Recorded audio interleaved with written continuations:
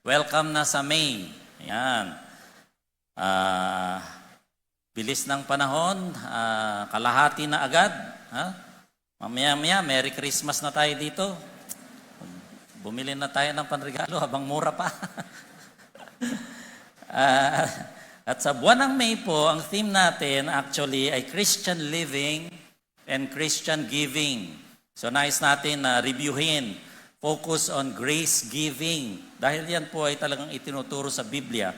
Just as God was through Christ gracious to us, tayo po ay the next following Sundays ay magkakaroon ng preaching on Christian living and Christian giving.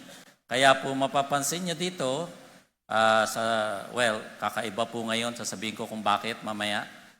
At ito pong next Sunday ay tungkol sa Heart's Treasure, Testing God, and Generosity's Paradox. Kasi po yan ay tungkol sa Christian living at Christian giving. Pero medyo kakaiba tayo ngayong umagang to. At naisip ko po kasi may malapit na tayong gagawin at narinig nga natin kanina, ngayong buwan na to ay may importante tayong gagawin. So hindi po tungkol sa giving ang muna ang ating sermon ngayong umagang ito dahil next week ay election week na, botohan na naman. At wala pa yata tayong naging sermon tungkol sa botohan, parang ngayon pa lang. So allow me to share. At since alam naman po natin kapag botohan, tutunghayan po natin ang isang topic na atin pong aalamin kung ano ba ang guidance ng ating Biblia tungkol sa botohan na to. So for the next slide, yan.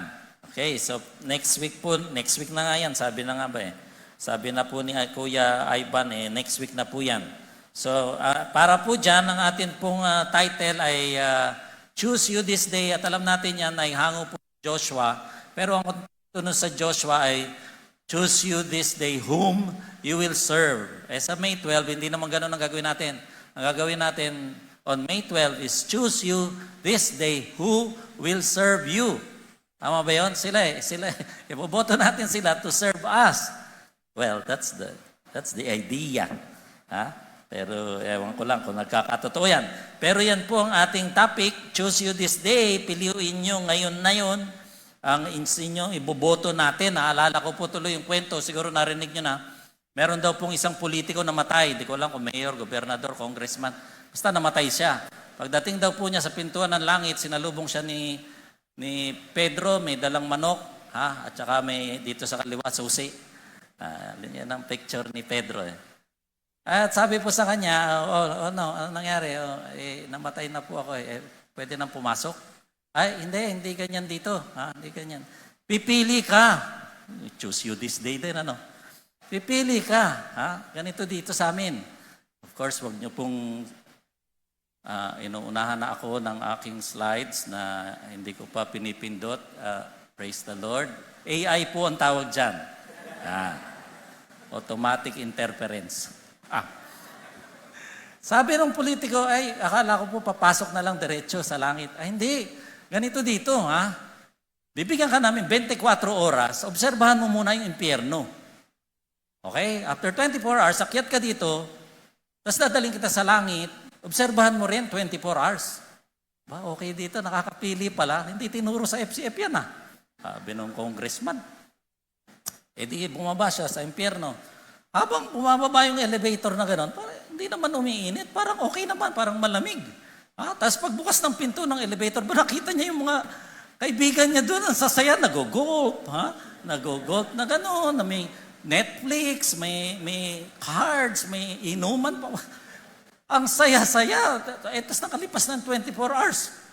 Ay, bilis naman ng 24 hours. Gusto ko pa di akyat na siya kasi sabi ni Pedro, next 24 hours, langit naman. Paakyat naman sa langit na gano'n.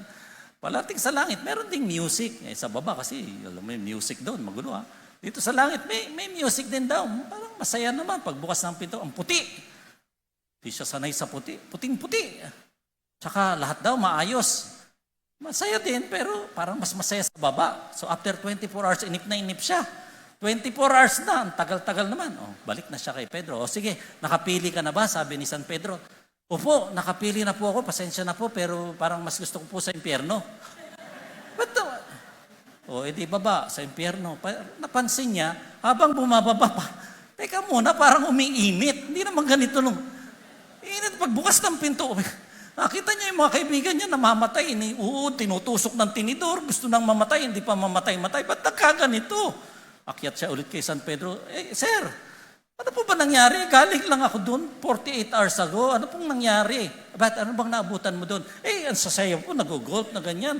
Ang ganda ng music, party, may inuman, may Netflix pa, lahat. Ginagawa, masasaya po doon. Sabi ni San Pedro, ang naabutan mo ay campaign period. Ito na yung totoo. Campaign period lang po yung nakita nyo. Kaya masaya noong panahon na yon. Kaya wag po kayong magpapaniwala sa campaign period. Baka tayo mapunta impyerno. Wag tayong magpapaniwala dyan. At naghanap tayo ng verse na pwede nating pag-usapan ng medyo related, ipaparallel na lang po natin dito sa Exodus chapter 18:21. Although babasahin pa natin yung ibang verses, tayo muna po tayo para sa isang verse lang na ito. At buksan niyo po yung Bibles niyo, Bible app, tingnan po natin lang itong Exodus. And keep it open sa Exodus kasi babasahin pa natin yung ibang verses later on. Sige po, sabay-sabay natin basahin malakas Exodus chapter 18, verse 21. Ready, go. But select capable men from all the people, men who fear God, trustworthy men who hate dishonest gain, and appoint them as officials over thousands, hundreds, fifties, and tens. Panginoon, salamat po. Dahil ang iyong salita ay relevant kahit anong panahon at ngayong eleksyon, kami po ay umaasa na kakatagpuin mo kami. Kami po ay kakausapin mo, Holy Spirit. Bibigyan mo kami ng wisdom. Open our hearts and our minds to your word, O God. That your word not return to you empty because this is your word. I claim that only your words will proceed from your mouth in Jesus' name. Amen. Amen. Sige po, makakaupo na po tayo. So una po nating tingnan, state of the nation. Alalahanin natin na si Moses po ito, ang panahon na to, Exodus, ay batang-bata pa po ang bayan ng Israel nung panahon na yan. At sabi po dito, sa verse 13 natin sinimulan, it came about the next day that Moses sat to judge the people. Iisa lang pong judge, siya pa lang. Kasi siya pa lang ang kausap ng Panginoon, bagong bansa pa lang, ginagawa pa lang, pero iisa siya, ilang tao na po nun? Ang bilang po nila nun ay 2 million na raw ang mga Israelita nung panahon na yan. Pero binibisita kasi siya ng kanyang biyana na lalaki, si Jethro na priest din po yan ng Midian. So nung makita ano pong nangyayari kasi, naupo daw si Moses para mag-judge, tapos nakapila yung mga tao, from morning to evening, para pong medical mission yan. Pag wala kang limit, hanggang hating gabi yan. Oo, lalo na kung si Doktora, duty. Naku po. Toxic. Napansin po yun ni Jethro. Ano ba ginagawa mo? Sabi, what are you doing? Sabi ni Jethro, next click. Parang ang daming gumagalaw ng aking computer. Yeah. What is this thing that you are doing for the people? Kasi po nga napansin niya ay maghapon, magdamag, ganyan. Why do you alone sit as judge? Ikaw lang. Tapos lahat nakatayo mula morning hanggang evening. Ano mangyayari dyan? Sabi ni Moses, kasi po, itong mga taong to came to me to inquire of God. Kasi nung pong panahon na yon, siyempre si Moses lang talaga yung kausap ng Diyos. Wala pa siyang nate-train siguro. Kaya lumalapit sila kay Moses. Pagkatapos, siya ang nagdidesisyon ng mga bagay-bagay na yan. Then, sabi, when they have a dispute, pag meron silang pagtatalo, kung kilala nyo po yung mga Israelita, reklamador yun. Ay, naku po. Ay, imagine mo, ano ang tawag sa mga Israelita? Reclamites. Reklamo na reklamo. Sa FCF, walang ganyan. Sa Israel, marami reclamites. 2 milyon. O ilan pila no? Tingnan niyo yan. Siyempre po, pong nagdidesisyon dyan. Sabi niya doon sa kanyang biyana na lalaki. Sabi po ni Jethro sa kanya, alam mo, hindi tama yan, ginagawa mo. Bakit? ang mangyayari niyan, ikaw at yung mga tao, the task is too heavy for you, it will wear you out. Kayo po ay mapapagod, malalaspag kayo dyan, magiging worn out kayo, you cannot do this alone, sabi ni Jethro. Wisdom, ha? Wisdom po yan ng mga katandaan. So, the state of the nation was, we have one judge, si Moses na yun. And we have 2 million people with each one with issues. Bawat isa doon, may pamilya pa. And ano resulta? Worn out ang judge, worn out ang people, parang bansang Pilipinas. Worn out na ba ang Pilipinas? Ilang taon na pong walang gera sa Pilipinas? 1945 pa yung huli nating gera, mga kapatid. 75 years ago. 75. Ang Vietnam, kailan nawala ng pera? Ng gera. 1975 yata. Ilang years yun? 50 years. Advance tayo ng 25 years. Kumusta ng Vietnam? Nag-i-import na tayo from Vietnam. Yung South Korea, kailan ang gera? Korean War, 1953 natapos. 3 taon lang ang diferensya. 72 years. 8 taon lang diferensya. Nasaan ang Korea? Nandun na po sa taas. Ang Pilipinas, worn out na. Napapagod na ba kayo sa kakapray sa Pilipinas? Kahit sino iluklok natin dyan. Naglagay tayo ng summa cum laude, ng UP, ng law, ng bar. Naglagay tayo ng artista dyan. Artista dyan. Naglagay tayo ng housewife. Naglagay tayo ng housewife dyan eh. Sa Malacanang, ang dami na naupo kaya dyan. Awaran Diyos, nandito pa rin tayo. Worn out, sabi. Out na pag-iwanan.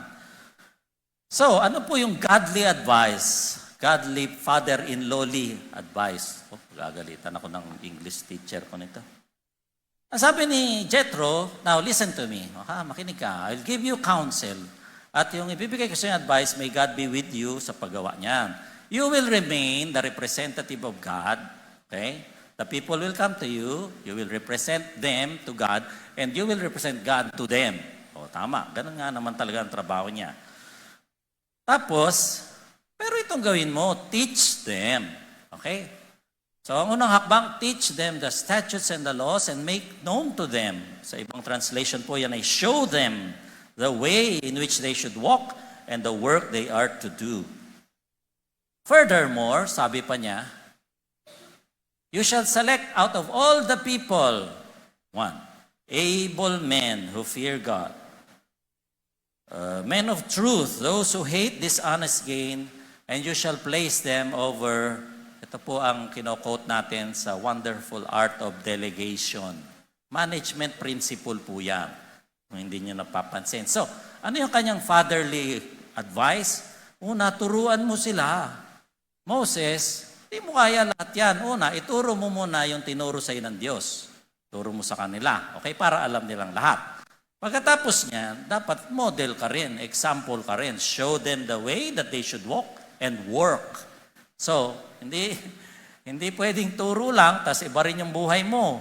Kailangan you teach them and you walk in the ways that you taught them. And then finally, pumili ka. Ayan, pumili ka. Choose you this day.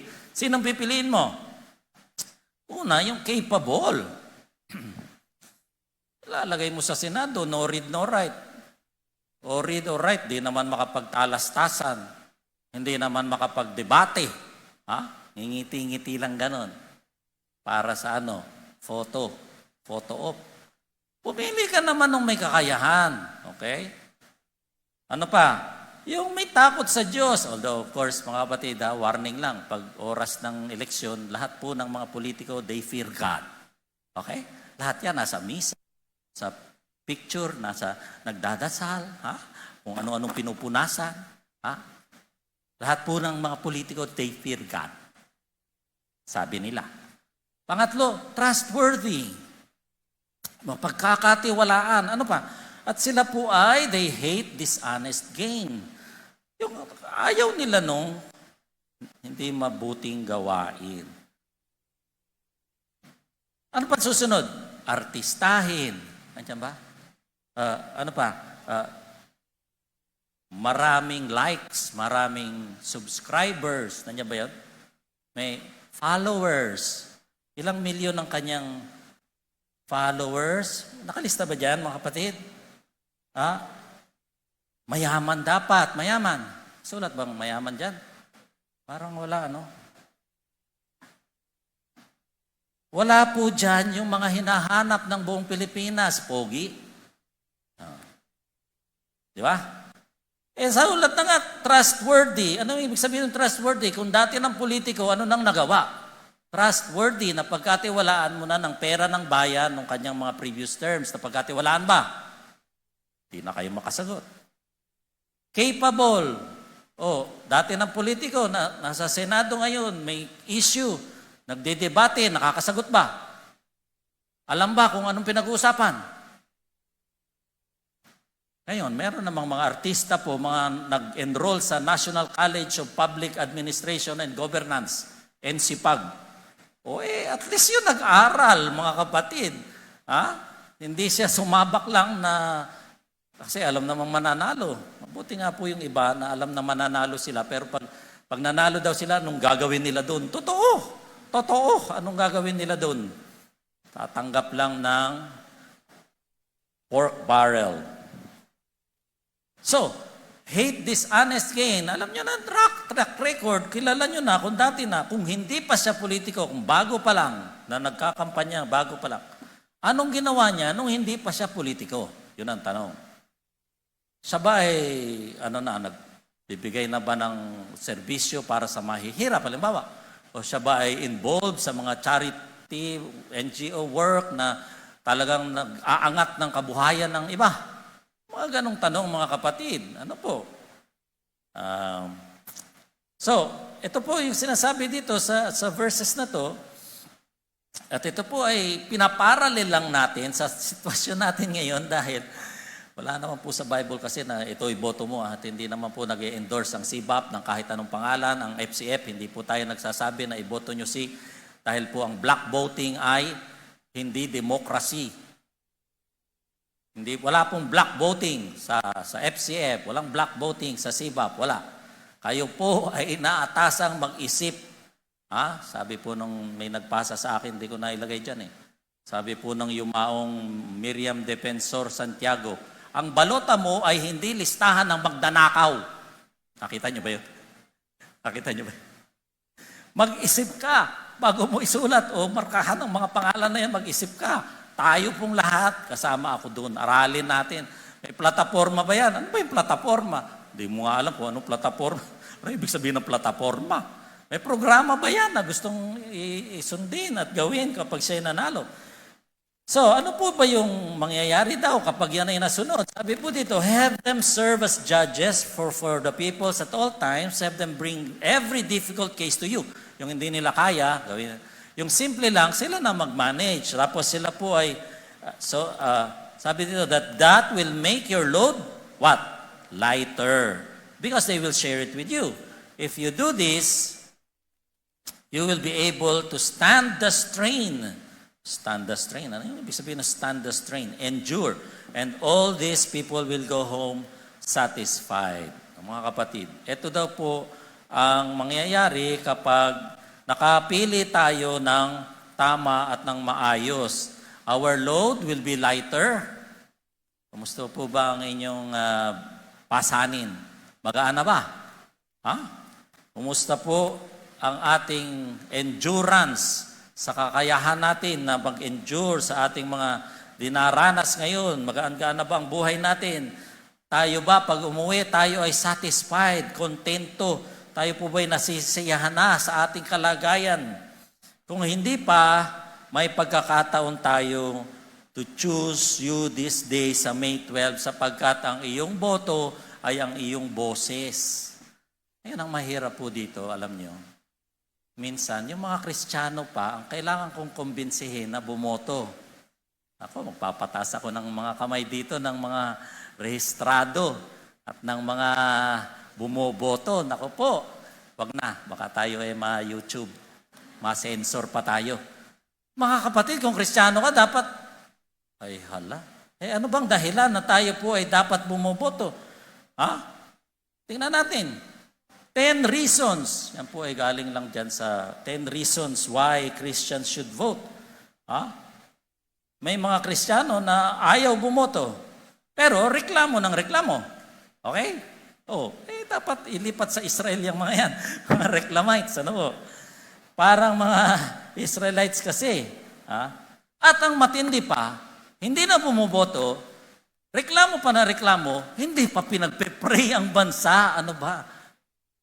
3 bokya na yun, mga kapatid. Hindi ka na bumoto ng tamang tao para sana na po yan. Tandaan nyo, nung nag-umpisa ang Kristyanismo, ano po ang sitwasyon nila? Sila po inuusig, pinapatay. Bakit? Dahil kay Kristo, tayo, sinong umuusig sa atin? Walang pumapatay sa atin dito. Tayo pa ang hindi law-abiding. Tingnan po natin ang sabi dito na, kasi kung tayo po ay Kristiyano, dapat po tayo ay obligasyon natin yan, ang karapatan natin yan, tungkulin natin yan, at kailangan po tayo maging example sa next generation. Kapag kayo hindi registered at hindi kayo bumuboto, malamang yung mga anak nyo, mga apo nyo, hindi na rin. Kasi nakita si lolo, si lola, hindi naman. Nanay ko, hindi mo buboto, ba't ako buboto? So, ano po ang dahilan na dapat tayo bumoto? Sabi dito, voting publicly recognizes that we submit to the authority of God. Conversely, kapag hindi tayo bumoto, we say that we are not submitting to the authority of God. Sabi sa Romans, lahat daw ng nakaupo dyan ay pinayagan ng Diyos na umaupo dyan.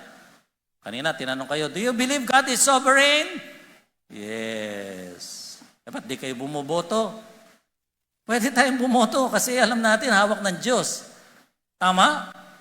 Parang hindi talaga kumbinsido. Sige, pangalawa. Voting recognizes the equality of all people and their right to speak and be heard. Nasa Bible po yan. Ang sabi po sa Deuteronomy ay, i-welcome nyo kahit foreigner. Dapat lahat ay mayroong pagkakapantay-pantay at ito'y maaari nating gawin. There should be no partiality, sabi sa Deuteronomy. And God told them to love even the foreigner among them. It is one way that we can obey God's command to seek the good of those around us. To seek the good of those around us. Kapag hindi tayo nag-participate, baligtad yung ating ini-endorse. Ano yung baligtad ng good? Bad. Buti nga kung bad, kung evil. Di ba? Number 4, pray for leaders. It shows that we care deeply about who our leaders are as we are urged to offer sa 1 Timothy. Pag-pray daw lahat ng tao, verse 2, kings and those in authority. Tandaan niyo po, si Pablo ang nagsulat noon. Ipag-pray daw yung mga hari. Anong ginagawa ng mga hari? Anong ginagawa ng emperor kay Paul? Pinugutan ang ulo. Sinusunog ang mga Kristiyano sa mga poste. Ginagawang lampara ang mga Kristiyano nung panahon na yon. And yet siya ang nagsasabi, sumunod kayo. Kasi ang mga taong nilagay dyan sa mga posisyon na yan ay pinayagan ng Diyos na maupo dyan. Submit to authority. Ano pa? Dahil it is simple yet significant way we can do something about politics. Ano sabi niyang mamang yan? All that is required for evil to prevail is for good men to do nothing. So, yun ang eksaktong ginagawa natin pag hindi tayo bumoboto. Nothing. Dok, ang haba naman ng pila eh. Ay, mag-senior na kayo kasi mauuna tayo bukas. Ay, sa 12. Pwede na daw tayong bumoto ng 5 a.m. My gosh! Ang doon na tayo matulog. 5 a.m. to 7 a.m. daw. Senior citizens, buntis, PWD, pwede nang mauna. O, di na tayo pipila. Naiingit na naman ng mga bata dyan. Kasi po, yan ang talagang nangyayari. Kaya nakaupo dun sa mga trono, yung mga hindi dapat nandun dahil hindi tayo kasali sa botohan. It makes a grain of salt makes a difference, and that is how we are to influence society. You are the light of the world. You are the salt of the earth. Paano tayo tayo na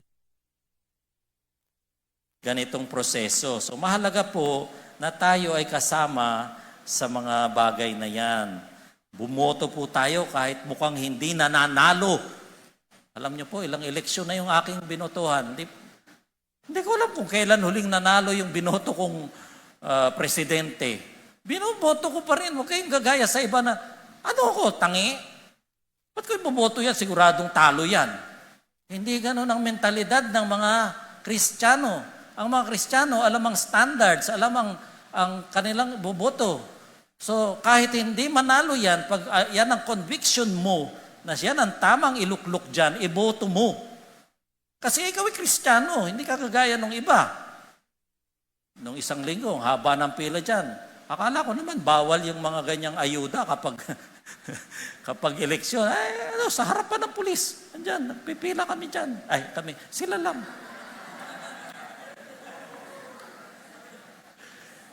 $2,000 daw. Saka pupulot nun. Party list daw yun. Hindi ko alam. Hindi ko na inusisa. Wala naman ako natanggap. It makes a difference, mga kapatid. So, wag po tayong magpapadala sa iba na kasi po ang ating dito, the salt makes a difference to influence our society for good.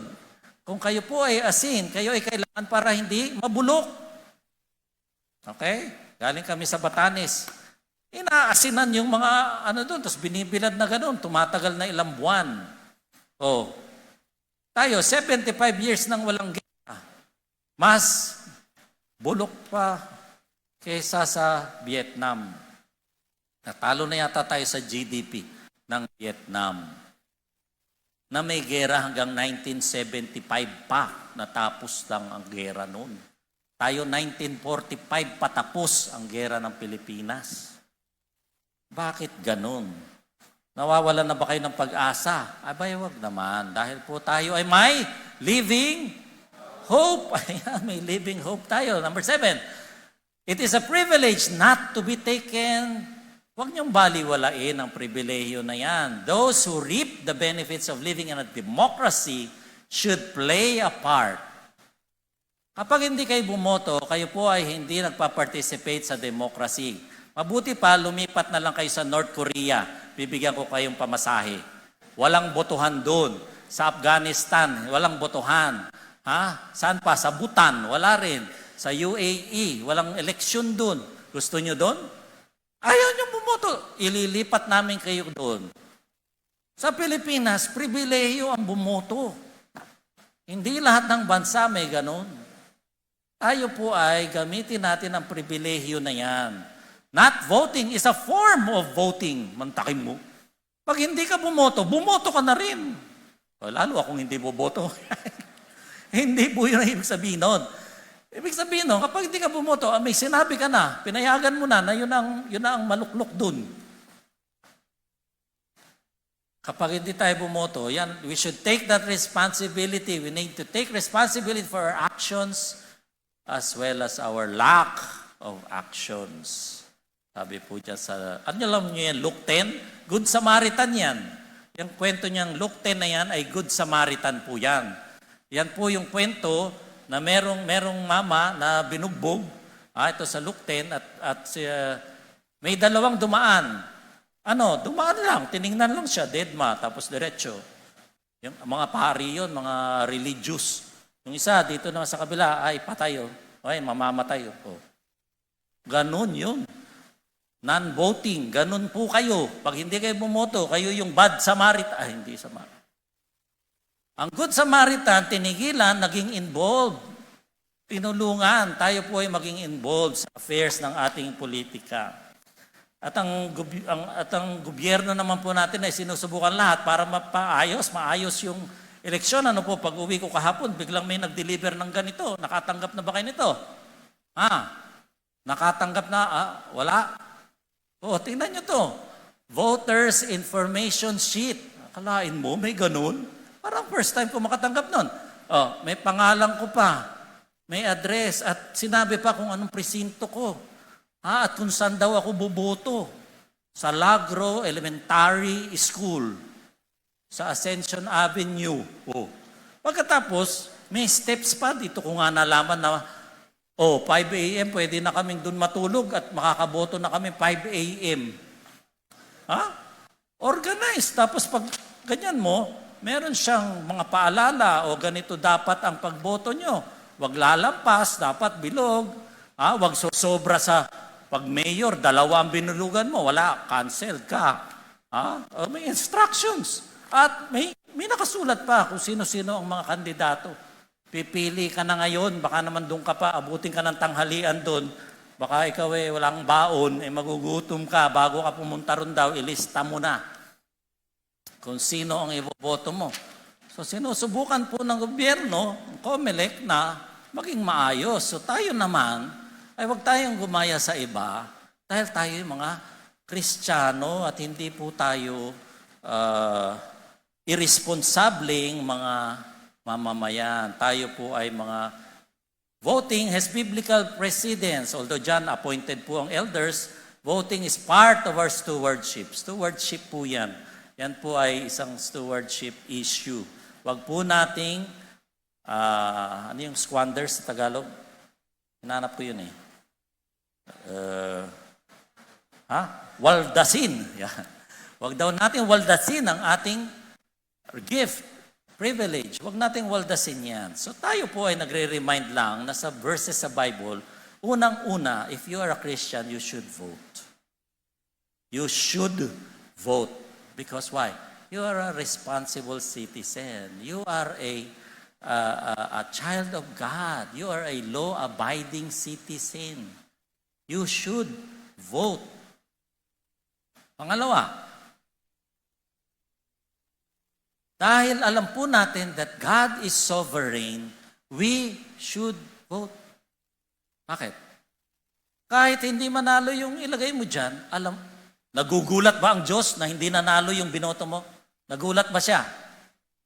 Hindi naman nagugulat ang Diyos. Alam naman niya lahat ng bagay. Kapag hindi tayo bumoto, sino-surrender na natin. Sabihin natin, hindi na sovereign ang God. God is sovereign. Sabi sa Romans, wala daw nilagay dyan. Let everyone be subject to the governing. There is no authority except that which God allowed. Pasulat po dyan that there is no authority except that which God has established. The authorities that exist have been established by God. Niniwala ba kayo doon o hindi? Kung naniniwala kayo dyan, then we should vote. Why? Hawak ng Diyos lahat. Sabi po doon sa una, ang hari daw, ang pagpuso ng hari ay parang tubig na nasa kamay ng Diyos. Pwede niyang, kung saan niya gusto, ay pwede niyang i-direct kung saan niya gusto. And so, ang atin pong take-home idea ay, if God is sovereign, then go out and vote. Simple lang. Eleksyon na, mga kapatid. Ilang taon na kayong hindi bumoboto? Baka hindi pa kayo register. Naku pong mahabagin. So, nakalimutan natin mag-Google survey nung April. After election, mag-Google survey tayo. Pangalawa, sabi po sa verses na to, pray for wisdom. Kung kailangan nyo, hindi nyo kilala kung sino iboboto, we should pray. Yan ang pangako, pray for wisdom. Pray for wisdom dahil bibigyan tayo ng Panginoon. And then, sabi dito, gaya na sinabi natin kanina, select capable, God-fearing, trustworthy men who hate dishonest gain. Hanggat makakaya, hanggat sa pagkakaalam po ninyo, iboboto mo pa, convicted na nga. Convicted na. Iboboto mo pa. Nakaupo pa ngayon. Nagpapare-elect pa. May bago lang huli. Nahuli, nandun sa NBI ba yun? Kandidato pa. Ikaw naman, iboboto mo. Bakit? Gwapo. Mayaman. Convicted na iboboto. Subukan nyo nga po na mag-apply ng trabaho pagkatapos meron kayong criminal record at meron kayong hit sa NBI clearance. Subukan nyo, matatanggap kayo? Hindi, pero tayo, binoboto natin sa pinakamataas na opisina pa ng Senado. Common sense lang yun, mga kapatid. Sa bagay, yung presidente ng Amerika ay convicted felon. 34 counts of felony. Baka magayahin natin yun, huwag natin gayahin yun.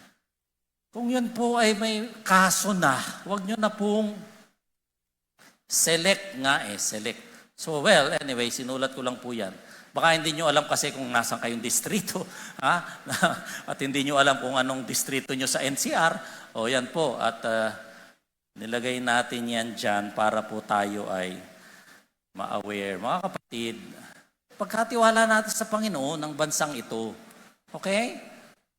At dahil mapagkakatiwalaan ng Diyos, alam natin na siya ay sovereign, alam niya lahat ng mangyayari, pinapayagan niya mangyari yung mga bagay na yan, kaya niyang baguhin ng biglaan din lang. Kahit sino nakaupo dyan, pwede niyang tanggalin kung gusto niya. Kung naniniwala tayo sa Diyos na ganun, abay pwede po tayong bumoto. Exercise your right to vote. That is your God-given privilege and responsibility. Dahil if God is sovereign, then you and I can go out and vote. Do not lose hope, because we have a sovereign God who is faithful, who hears our prayers, who hears our cries for help for our nation.